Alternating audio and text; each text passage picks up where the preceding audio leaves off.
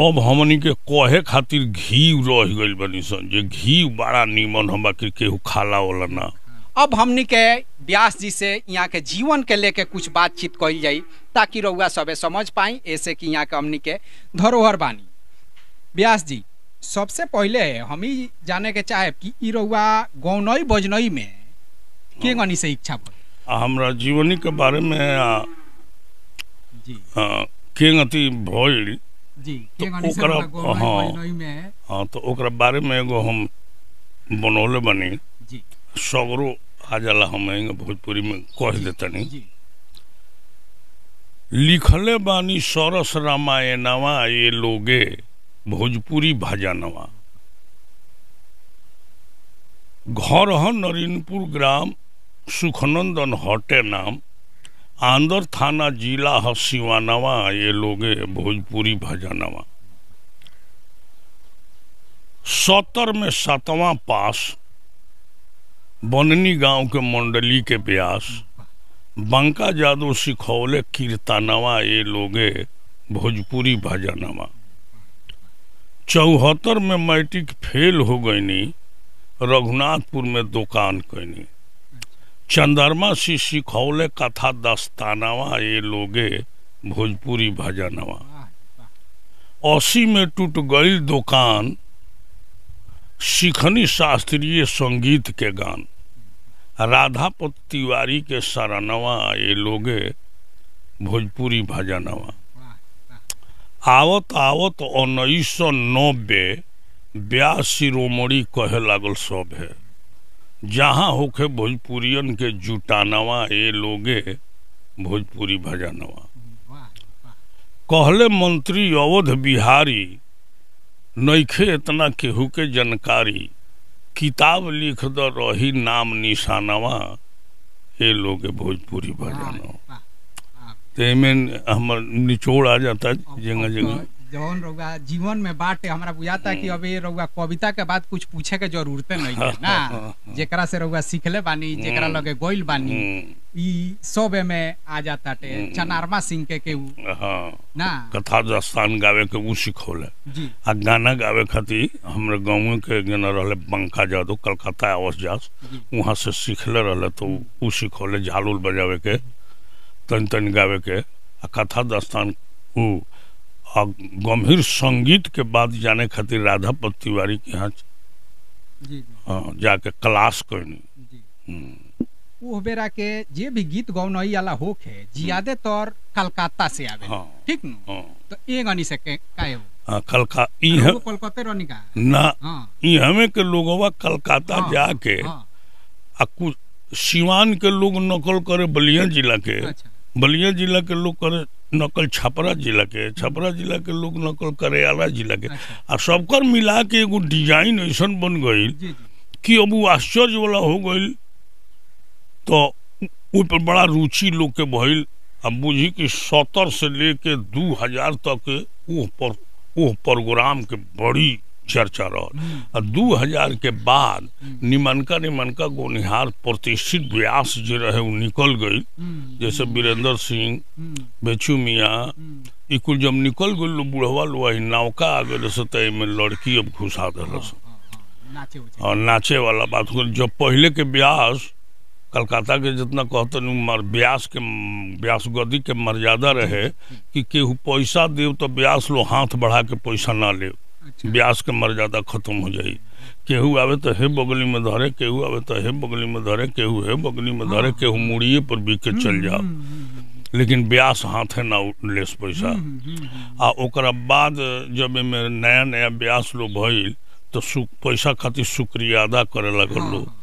करते करते इतना ना बिगड़ गई कि अब एक पीस हम बाचल बनी है, थोड़ा था हाकिम भाई बड़े। हाँ अब हमनी के कहे खातिर घी रह गई बनी सन जे घी बड़ा नीमन हम बाकी केहू खाला वाला ना। केहू से पूछल जाई तो लोग कहे कि अरे घी बहुत चीज बढ़िया चीज है, लेकिन उनका से पूछल जाओ जो कहिया के घी खैले हो तो उनका मन न पड़त। उहे घी के दासा हमनी के हो गई बा। लोग कहता जे बहुत जानकार बहुत बढ़िया हुवन, बाकी हमनी के प्रोग्राम सुने वाला केहू नहीं है, पूछवा नहीं है। हाँ रउआ जब गीत गौनई गावत रहनी ओहू बेरा दुगोला होके हाँ, बड़ा ओही बेरा मर्यादित भाषा में दुगोला हाँ। होके केकरा केकरा से रउआ दुगोला में जाई दुगोला में एने तो देहात में जब ले रहनी गौतम तूफान, महात्म तिवारी, बाचा सिंह, अक्षय कुमार महाराज के रहले एने का और यही लो से गौनी। लेकिन जब बेचू मियाँ कलकत्ता से रिटायर होके जब घरे वैले तब पूरा सिवान में हाला हो जाओ जे दोनों जानकार के भेंट भइल बा। उहो जानकार रहले रामायण के आ नया में हमरो जानकारी रहे। ऐसे कि हम 25 वर्ष के उम्र से हिट हो गए आ उनको रिटायर होके आए रहे 50 से ऊपर के रहले और कलकत्ता के बहुत प्रसिद्ध रहले। तो जहाँ रुपा जाओ वहाँ पूरा हाला होके जे दोनों जानकारी जुटत रहे, बहुत मजा आई। तो बड़ी जानकारी वाला चीज लोग सुने आ हमने के योर से हम गाई तो ना बुझाओ जे हमरा योर कम बवे आ ऊ गावस तो उनको ना बुझाओ जे उनकर सपोर्टर लोग ललकारा करे, हमार सपोर्टर हमरा केहू 19-20 ना बुझाओ। आ एह से बेचू में हमरा के बहुत मानस काहे कि उनकर हम कहीं का चाचा रुआ तो कहनी है बाकी हई इतना गलती हो गई तो ऊ उठस तो कह जे सुखनंदन बबुआ तो कहले हैं बाकी उनकरो में हई एगो गलती हो गई हम चाचा या बबुआ कह के और व्यास लोग रे तेरे कह रे बाकी हमनी में जौन होके यही से बेचू में हमारे के बड़ा मानस कि हम चाचा कहीं वो बबुआ कह बड़ी आदर करी उनका के। लेकिन सुने वाला के ना बुझाओ जे के 19 बा के 20 बा। बाद में वो हमारे के कहले कि बाबू तहार स्मृति अभी नया बा तेज बा, हमारा पुरान हो गई, तू आगे बढ़ब तो तारा मेल के केहू ना रही जानकारी में। बेचू मियाँ जी मुस्लिम रहनी ओकरा बावजूद भी मान ली कि रामायण के ऊ ज्ञाता जवना के आज रहुआ प्रशंसा कर बात बाकी ना बहुत बढ़िया वहाँ के घरे हम गइलो बानी मान ली कि हम एथी चलावनी आ उमे के उनकर चेला एक जना रहले जेकरा के रहुआ कहत रहनी। हां मजिस्टर नाम रहे। जहाँ जहाँ प्रोग्राम होके वो मजिस्टरे लिया के जा हमारा आ बेचू मियाँ के दिल्ली प्रोग्राम भइल तो अब आँख से कम लोग के तो मजिस्ट्रे लिया के गई रहे। वो कहबो करो हमरा से बाबू हम तो कलकत्ते रह गई नहीं बाकी सुखन बाबू हमरा के दिल्ली देखला दे काहे कि हमनी के नया में रहनी सन तो दिल्ली और हमनी के ढेर प्रचार रहे तो उनके के दिल्ली हम ही लिया गनी 10 गो प्रोग्राम उन्हें खूब भइल। मजिस्टर लेके उनका के घूमस आँख से बाद में कम लोग के लगल उन्हीं से बेचू मियाँ जी से ही राउर जोड़ी बहुत बेहतरीन। हाँ ए लड़का गांव में देहात में गावस हम तो वो कहे कि जान तरह के ना बेचू मियाँ हई तो वो कहे कि तू जान तरह के ना हम सुखनंदन यादव हई। राउर जो नामी गिरामी चेला बालू चेला में से एगो तपेश्वर चौहान का हमनी के जानत तानी सन ना राउर बड़ा बेहतरीन चेला भइले बड़ा बोल्ड बोलबो कलर करस औरी के बा। सबसे पहले हम रघुनाथपुर दुकान करनी वही जी से गावे के वही जो नरहन के चंद्रमा से रहले वही जो उनकर संगे घूम के सीखनी वही मेरा हाथी चुकी डब्लू पड़े रहले तो उनकर नाना गावस पहले तो अपना नन्हे के संगे लड़काई में लड़के ही में गावस उनकर एगो मामा रहले गीत तो लिखे दे बाद में वो हमरा संगे घूमे लगले आ छोटी चुकी रहल है कम उम्र के गाना बड़ा बढ़िया उनकर आवाज भी ठीक रहे। हम लिया जाए उनकरा के जब 2 बजे लगा ली सिंगल प्रोग्राम आ तब उनकरा के उठाई तो धैल पैसा घर में से निकलवा ली तो 7-8 वर्ष हमरा संगे घूमले।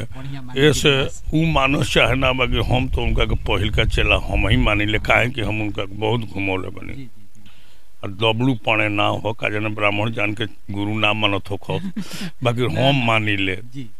यहाँ के चौहान जी कहाँ से? अब दूसर का बात मनोज मिश्र हमरा में ढोलक बजावत रहे। अच्छा।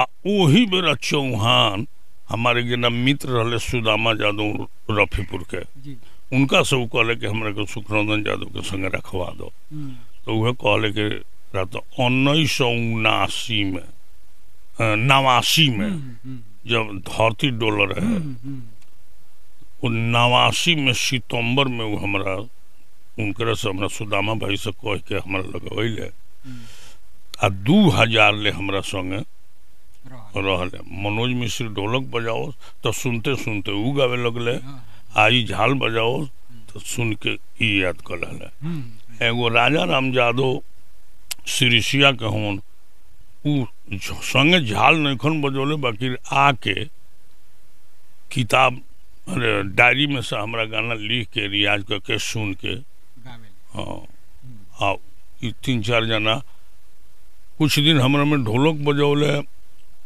अवधेश पांडे बहुत बढ़िया ठेकैत रहे, उनकर भाई हमन गिरधर पांडे ऊ गाव तो ढोलकवा बजौला के कारण ऊ हमरा संगे कुछ दिन रहले। यही ए बार तो ढेर लोग बा।